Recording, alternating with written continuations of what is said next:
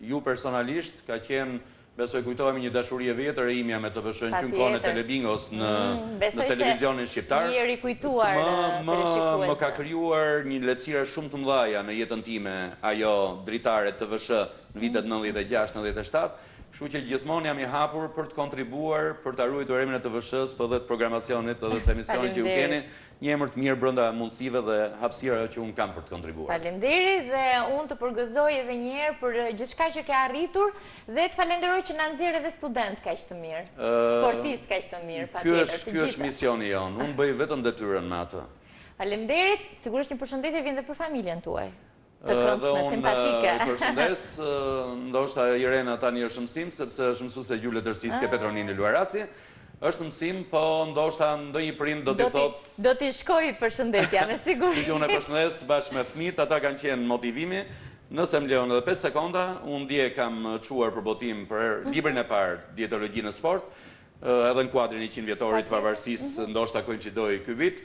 Kështu që ftesa juaj pastaj mu duk, domethënë, i vut vulën, tash i pa përmend qershin mbi atë gjën e ëmbël, si quhet tort. Kështu që thash mu bën 2 gjëra.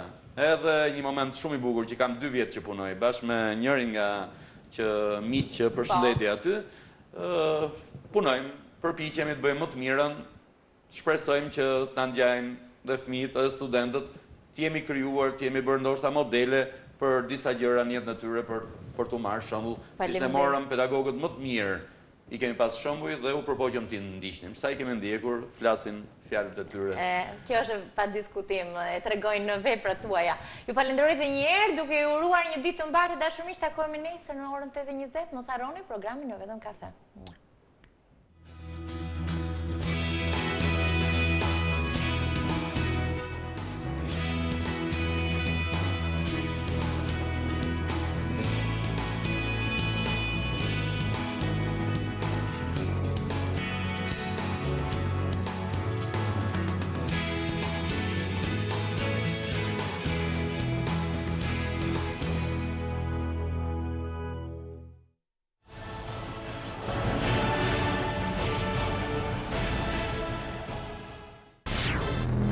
Maj 2004, Anjeza Shahiri do të përfaqësonte për herë të parë këngën shqiptare në Eurosong. Pas 9 vitesh pjesëmarrje të suksesshme, më 1 dhjetor 2012 do të jetë radha e të rinjve për të shpalosur vokalin dhe performancën në festivalin e këngës europiane për të rinj. Por për të kënduar në Music Hall